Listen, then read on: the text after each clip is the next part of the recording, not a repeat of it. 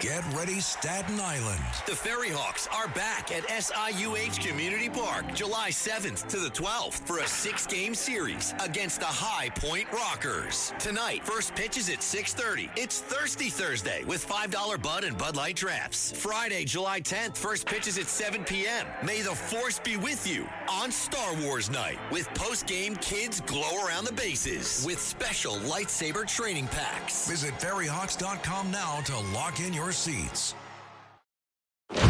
With the all-new Dynasty Blueprint in EA Sports College Football 27, you can build your program by earning Dynasty points to spend on NIL, staff, and more. But the fun doesn't end at graduation. With the EA Sports MVP Bundle, get College Football 27, Madden NFL 27, plus Deluxe Edition rewards in both games. Make your rise with the MVP Bundle, available now at EA.com.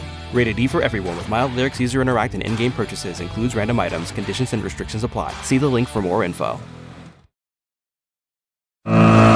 Katz and Cosby, entertaining and informative On the Red Apple Podcast Network. Well, we are back, and with us today is General Blaine Holt, and there's a lot of things on your plate, General. What do you want to go to first? I'm juggling. Why don't we talk about a Pakistan 737? What the hell happened to that, and what happened to the pilots? Well, here's what didn't happen. It is not I don't think it's a mechanical error at all. I think that they had some sort of either hijacking or hijacking turned terroristic event. Here's the circumstantial evidence we have to work with. It was a freighter cargo variant of the 737. It was a Pakistani crew on board, crew of 5. That's normal. And then when they took off, they started flying erratically, and they reported that they had navigational problems close to their crash site. That's ridiculous. When you have problems like that, you just simply turn off the autopilot, fly a heading. You don't fly erratically at all. Also, if you are hijacked and you're worried that they might know that you're putting in the hijack code into the transponder, you might say things that make no sense to the ground controllers. And what they said was, we're having navigational problems. And then the next thing they said was, no, we're having medical problems. But what really kind of gives it away... Did they crash or they landed? No, they crashed. They had a descent rate of 22,000 feet per minute, where the 737 likes to descend at around 3,000 feet per minute. So Did you think the pilot survived? That tells me nobody survived. I'm confident of that. Do we know any more of what was on board or like anything about this plane, like why it would be targeted? That'll tell you everything. You got to find out what the cargo was.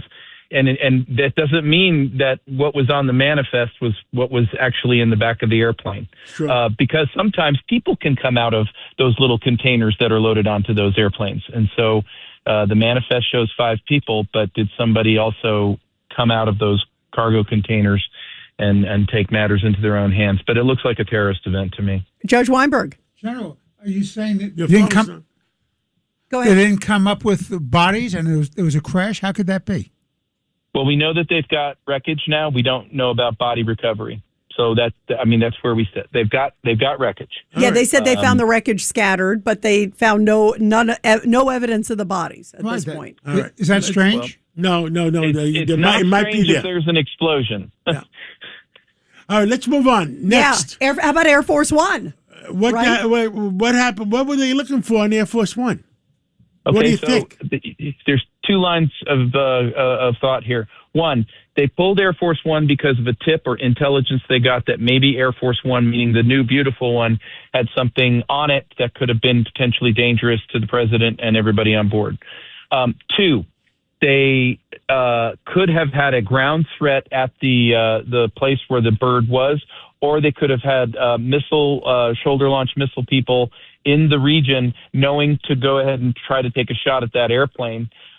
So the distraction would be, okay, president's not taking that airplane, he's taking another airplane, and you don't get to know which one. So it's one or the other. The insinuation was also, when we talked yesterday, that possibly that the old airplane had more defensive mechanisms than the new one. That absolutely could be, because the old airplane is far better equipped for combat countermeasures than the new one. But one of those, the White House right now is saying that we did this. There was nothing wrong with the new airplane. We did this because of a distraction, misdirection was needed for potential threat. So theory number 2 lines up with what the White House is saying. I'm going to ask a layman's question because I'm not a pilot like John or you. But how could you have the new one not have the defensive measures that the old one had? Maybe they rushed it through the system. That's what I'm wondering. Well, that plus the engineering to embed those systems is quite extensive. And so you're really talking about a depot maintenance type of teardown. And I know we got that airplane back a lot faster than that. And it's still time to take flight lessons, Rita. There is. Okay, let's move on. Who's bombing Iran? That's $1 million question. Well, I know we're bombing At least Iran, $1 billion that's for sure. inflation. Yeah, we're bombing Iran. They're getting another taste of the United States Navy and Air Force, combined air forces tonight on the coastlines. But there are reports that there's inland strikes that are close to the Bashir nuclear power plant that neither us or Israel are claiming that we didn't take. Now, a couple of things that it could be is did UAE or Saudi Arabia jump into the fight? Maybe. Is the revolution on, and are the revolutionaries starting to strike at things like that? Don't know why they would. They're going to need that power plant, and they understand what radiation risk is.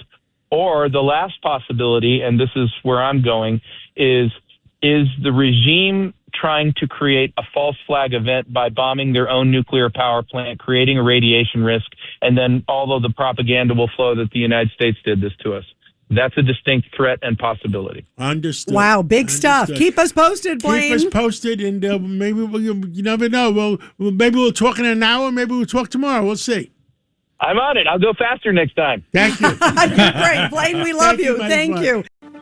Anyone can sell electronics. At Electronics Expo, they do more than sell products. They design, install, and support complete technology solutions. From home theaters and whole home audio to lighting, shades, automation, networking, security cameras, and premium entertainment systems. For over 22 years, they've helped thousands of homeowners experience technology at its very best. See the difference for yourself. Visit their Wayne or Paramus stores in New Jersey or shop now at electronicsexpo.com.